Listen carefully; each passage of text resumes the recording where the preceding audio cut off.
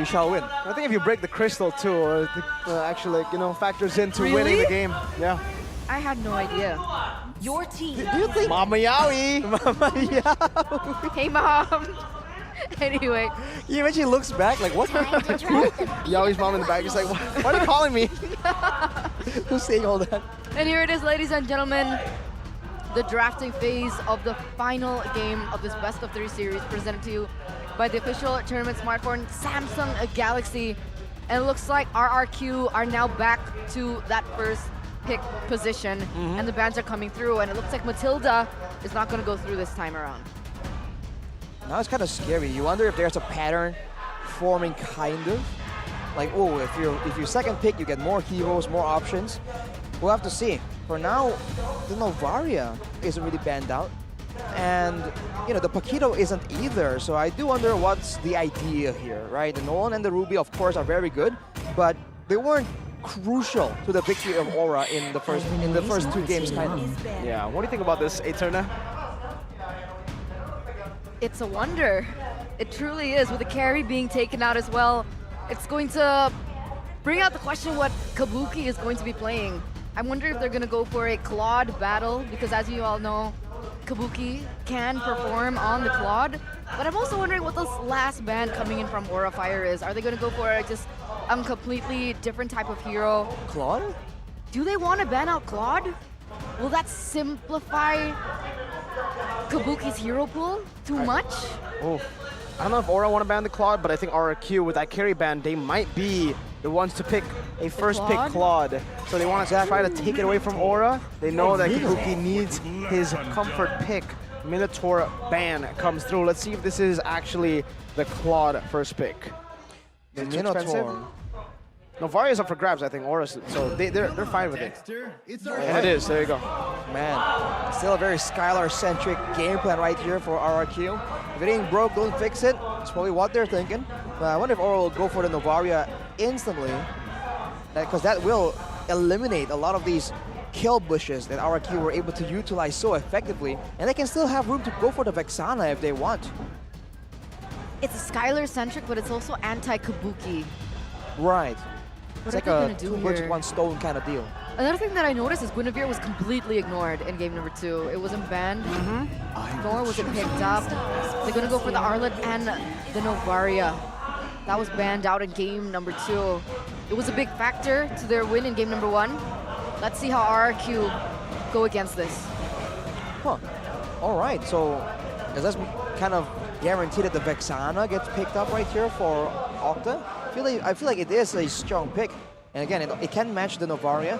But now that the Novaria will be exposing RRQ again and again, I feel like they must have some kind of plan here to try and get around, to try and mitigate that scouting. And to make things worse, the Paquito is still available, so Aran can very much still have the Aran effect episode 2. They definitely should prioritize that, you know? Paquito for Aran. I think so too in the first phase, but I think they might want to utilize the Arlet as a flex here. They RQ pick up the CC and the Baksha. Those are 2 very, very good picks now. But again, yeah, for Aura, I think it's fine to give Aran some room to play here with the Arlet being flex. Then maybe they can pick it up, the Paquito, next, because I think they need to pick an MM desperately now. If they don't pick an MM with the carry and Claude already taken away, he's already struggling. If the Bruno, Brody gets banned in the second phase, I don't know what Kabuki is going to play. Maybe he's going to play something crazy. They're hovering over the export. Oh, they don't want to go for gold. They go for XP. So instantly not utilizing the flex as well. That's the pick for Aran. Not a very Aran pick. Not much. But it's still a great solution against the box jugger, right? The true damage will work against the CC as well. The Xborg is a contender in that lane to try and get dominance. But now, if they do ban those 2 options, I think the part of the issue for Aura right now is what marksman can deal with the Boxia and the CC, right? Because in game number 2, it was the jungler and the EXP lane just running at him, and he was just powerless to try and do anything. Without the Minotaur available, he's gonna have a lot of things to try and protect Kabuki from that danger. Yeah, carry would be so nice here for the Baxia. but it was eliminated earlier on. What are the options here? Do we have Brody? I think Brody is an option for them to go for. Do RRQ want to ban this outright? Honestly, I just leave the Bruno open. Yeah, maybe they might just do that too, right? At this point, why not? The Bruno has lost 2 games for Aura against, well, just yesterday against Dewa and today, just earlier in the previous game. So, yeah, they might actually go and take out the Guinevere, a pick that is also still up for grabs. Very rarely do we see this Guinevere uncontested at all in the first phase. Only Rebellion games, and now this game, RRQ vs Aura. Well, usually when the Vixana is banned out or unavailable, the Lilia becomes the option for Octa. We have our strong opinions about that, but hey, now both are not available. What will Octa be doing in that mid lane? Against a Novaria. He needs that wave clear. Is he gonna go for a Nana? For an Aurora, maybe? See value in me. I thought RRQ would be banning out the Bruno, actually, because they might actually want to force Aura on a pick like a Brody or even a Beatrix, because then RRQ with a Minotaur already banned out, they can actually go for a Cho pick for Brusco. It's something that we have seen in previous tournaments. If he doesn't get Minotaur, he does like to play heroes like the Cho. I feel like at this point it's not that bad of a deal, right? Having strong front lane, having strong pickoffs. If they want to try and do the same thing, and then instead of having a Minotaur, using the Cho as a peel tool, that's also an option that they can explore. But with the Barats secured for Aura here, no mobility given by the Mathilda. It's going to be a very slow Barats. I think the idea is to, again, be more counter-engage heavy. What are they planning here for the gold lane? I can't see it. Angela and Valentina going to be the choice. Okay, wave clear, really good rotations. It is the Angela Baxia combo without anyone to shred him down, without a mage that can output a lot of damage like a Lilia. This is going to be tough for Aura to try and shred him down. They need like DPS. Miracle. Brody. Okay. Oh, they choose to go for a burst, so this is a snowballing comp. They need to snowball, they need to find the strong side around Brody. They have to try and make it happen before level 4. Because if not, that's going to be a very difficult mid game for them. I would hate to be in their shoes, man. Ouch. There you go, ladies and gentlemen. A brutal drafting phase by RRQ for Aura Fire. A small window of opportunity and timing for Aura Fire if they want to take this back into their hands. Both teams sitting at a 1-1 here. As we take a look at the index. The big thing you have to look at is the damage potential. I think RRQ has Aura beat by quite a bit. And keep in mind, that's with a very tanky, sustainable hero. That will be the main issue right here. We'll see if Aura has a solve cooked up. Without further ado, this is it. Go big or go home. Ladies and gentlemen, welcome to the final game of this best of 3 series between Aura and RRQ Hoshi. Will Aura Fire be able to bring this back, or can RRQ go 2-1 and win this series? It's going to be very close for sure. It's a battle of playstyles now for Aura. Early game to mid. For RRQ, they can actually hold their own in the early game, but it actually is going to be mid to late for the Claude. It's like a good mix of both the early game, strong sustain, strong clear, and having good late game insurance in that marksman like it's supposed to.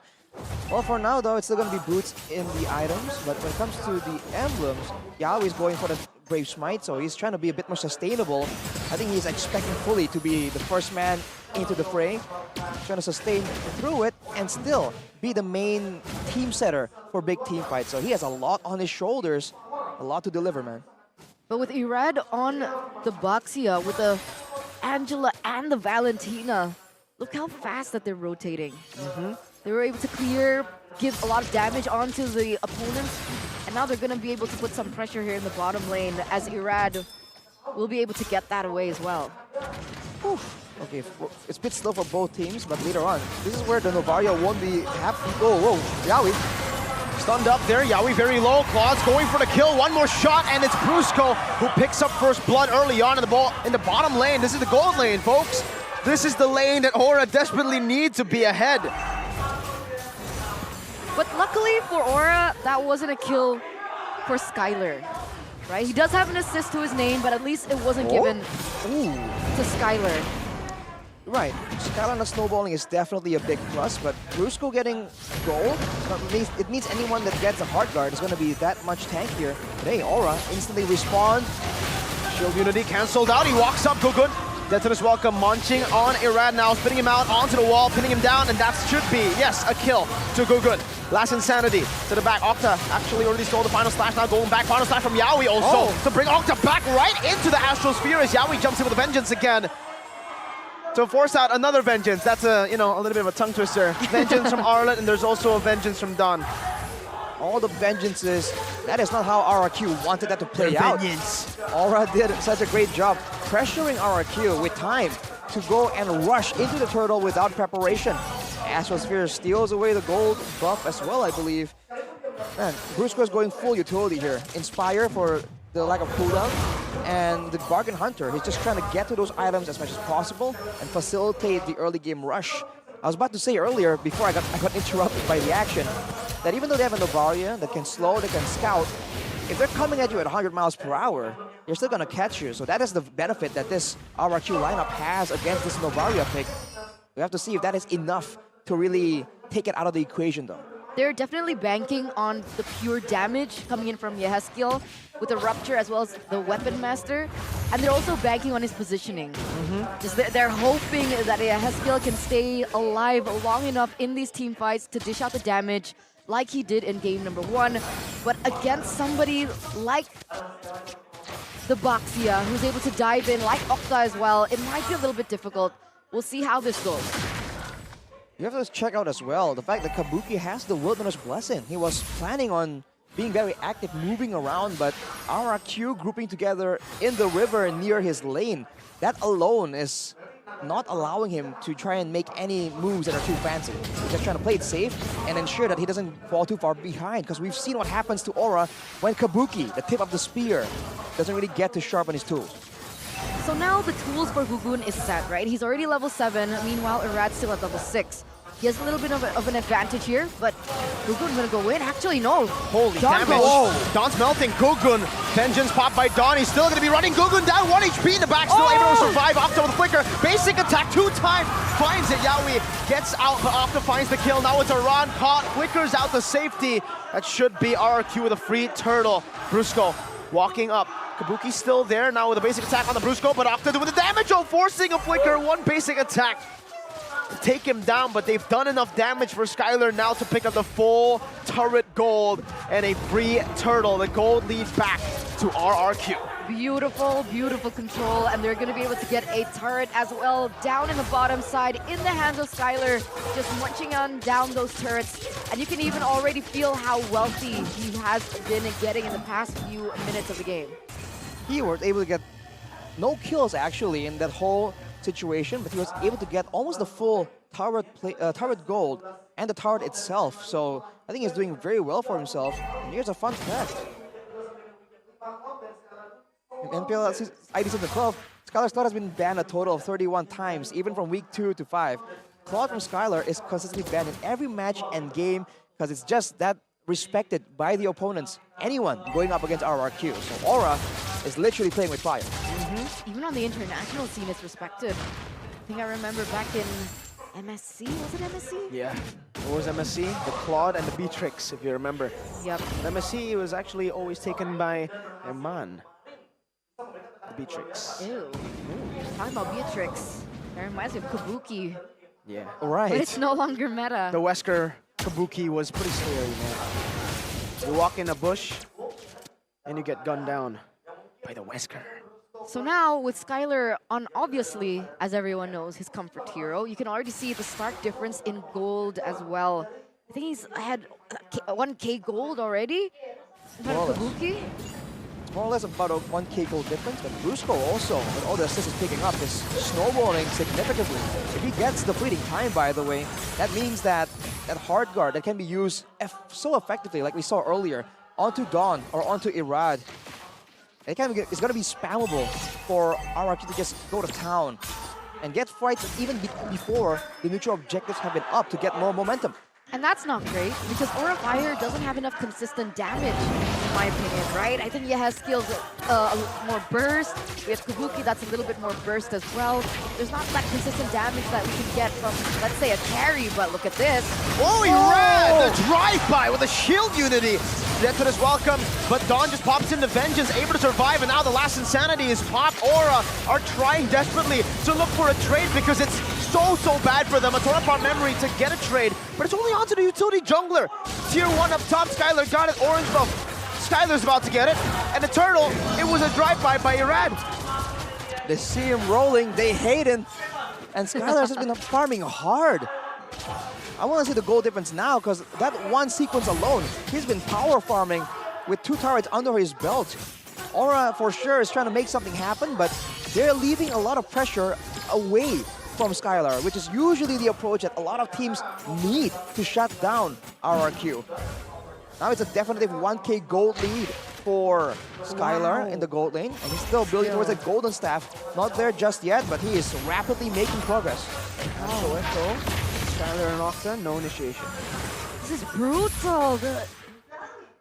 Wait, okay, we were talking about a time frame that Aura Fire is on. Has that time frame gone out the window 8 minutes in? Or is there still hope for Aura Fire? I feel like if RRQ makes mistakes, there is definitely still hope, but I think if you get to minute 13 and then you're still completely controlled, you don't have control over the map and all that, I feel like that's just you waiting for RRQ to make a mistake, and as we spoke about it, that's going to be an 8.5 minute golden staff, 3 item power spike for Skylar. Now he's going to do the big damage, and he might just start following his team around for the big fights, and Aura has no way of stopping a full speed RRQ engage. So what do they do? They have to try and sit down and Wow. Is it that bleak? Sounds so bleak. I mean, There's gotta be a different way, right? they're gonna get outscaled here to Novaria. I guess right now they have to bank on Novaria. If it gets to mid game is still okay. Like for Aura, it's still honestly okay. Oh! Just as we say, Skylar, that blazing duet with the Heart Guard. Say goodbye to the tier 2. But Aura are committing to the Lord. They know that there's no Skylar, no Brusco. This might actually be a good one, but they're taking it so slow. Dawn is walking up. Kabuki with a smooch. Dawn getting Chung low, has the Vengeance, and it is going to be Gugud who secures it. They need to run away now. They find a kill on the Dawn. There you go. That's the commitment.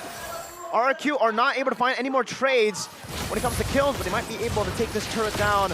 Aura stops it from happening. They defended. They knew that Skylar also already used that Blazing Duet, so it wasn't a key that they could have used against Aura Fire in that team fight. But here it is, Skylar, look at the damage. Raga armor, more like no armor. Raga cardboard.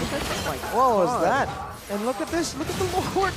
It's gonna barely touch the tier 1. Blazing Duet, Skylar! Oh my god, what a burst down from Skylar on this Claude. Octa with a Terrify and the final slash, Yaoi. Caught all alone, the shield unity locks him down, and Skylar just takes him out. Again, Aran walks up, Gogun going to be next on the chopping block. Skylar with a BMI, Kabuki with a few shots, Dawn very low right now, but he jumps in again onto Kabuki with a yo-yo. It's a good trade, and Skylar's the one with the double kill. No way, is this endable? It might be, his skill is the only one up right now, and RRQ can constantly just dive. Rush tanking. Turret passive still there. They can actually clear it out now. Astral Echo used up once here. Holy moly, a base turret in the 10th minute. Not for a Brody, for its opponent, for the Claude. In the drafts, we were like, all right, the Angela Baxia combination.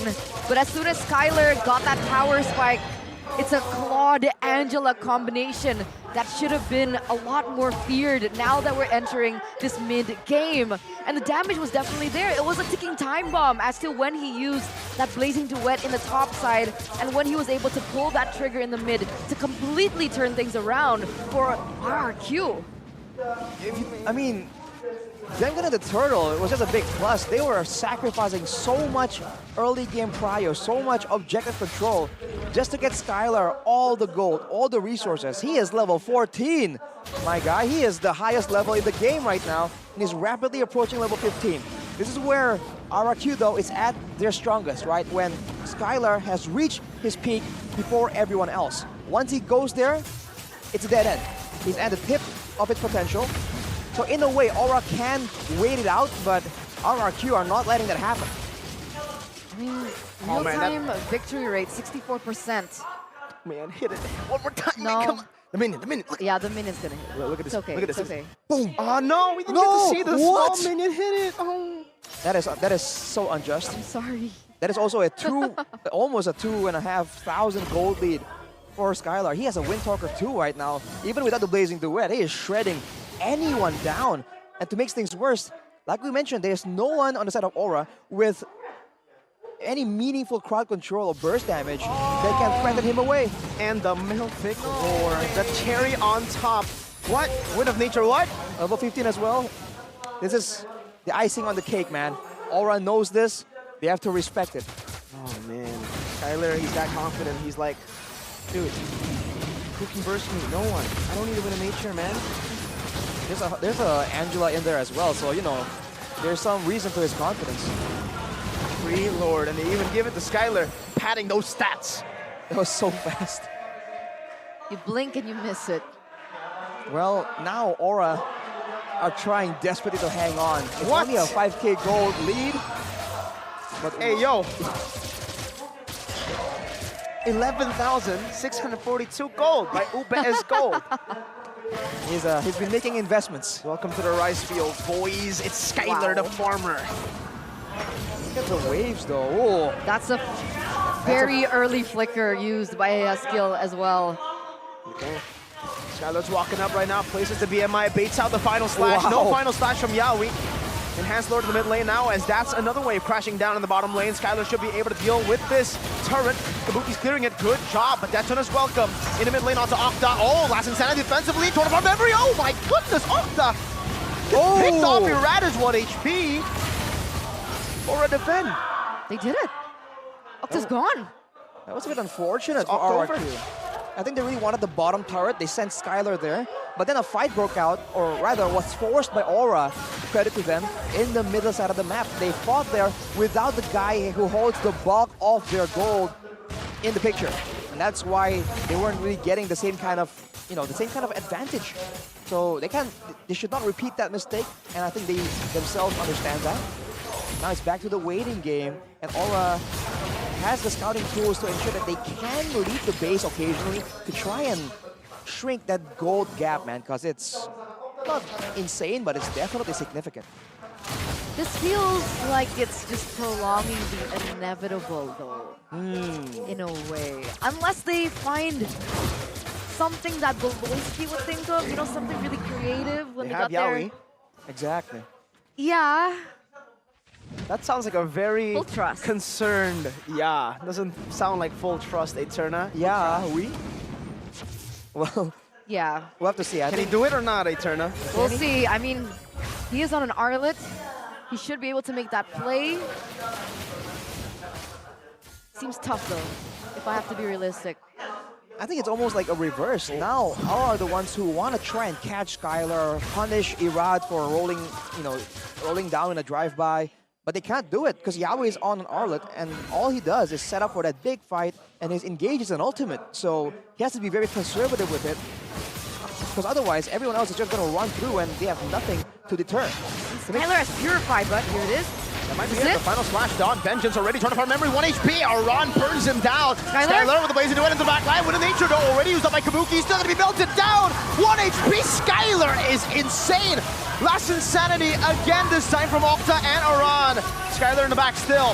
It's a 1-4-1 trade. Gugun's very low. Skylar gets brought back. The final slash, but it's still not gonna be enough. Now it's Brusco and Irad. 1 HP on the Baksha. Skylar no. gets the hard guard again. And Skylar goes for the base. A reverse sweep for the kingdom to slay the dragons.